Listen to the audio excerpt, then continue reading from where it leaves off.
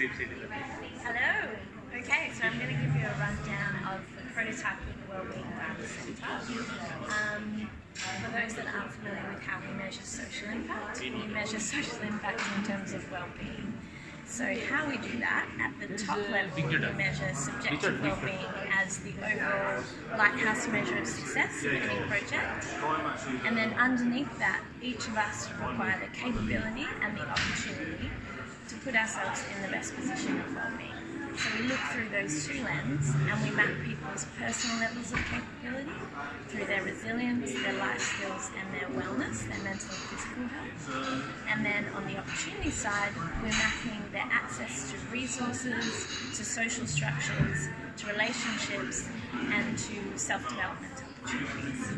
And that helps us see what's driving their overall level of well-being, and then through statistical analysis we're able to see where the priorities are, so that if you want to help a person or a community, we're able to say direct resources to A, B and C. And what's important about continuing to measure is once you've satisfied those needs in terms of well-being, they continue to shift. So this is where we're capturing all that information and consolidating it. This is the prototype of the Wellbeing Data Centre. Here you can see where the gold hexagons are, is where our data sets are. And this is at the top level, a demonstration of that. So if we click on Uganda, this shows us what data we have from Uganda, and the data in here is from a particular project in northern Uganda around a women's project in micro-agricultural loans. So that's why the data set is heavy on female representation. And what we can see here is that the data is made up of 1,153 participants' information.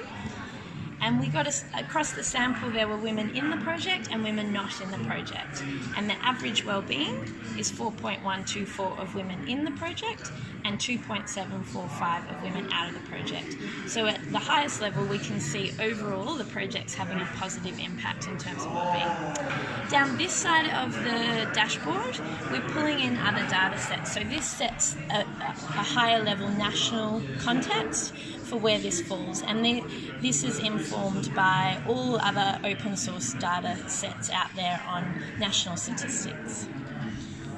Now, if we go down to the next level, we'll look at what's driving that positive shift in well-being for these women.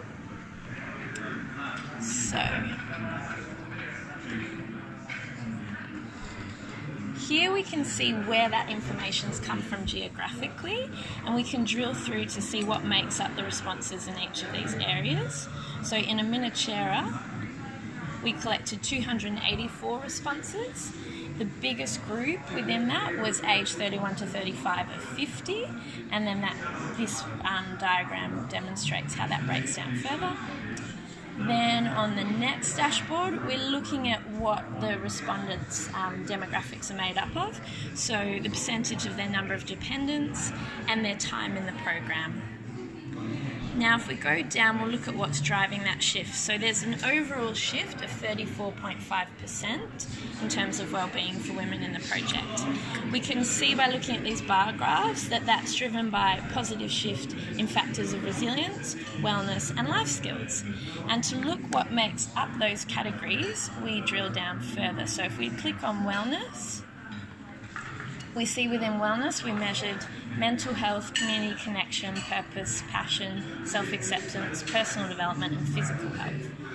If we look over here, this black line is the baseline and the gold line is the positive shift, and shows here that mental health is the highest need category that had a positive shift. So we start to see a picture of why this program's working.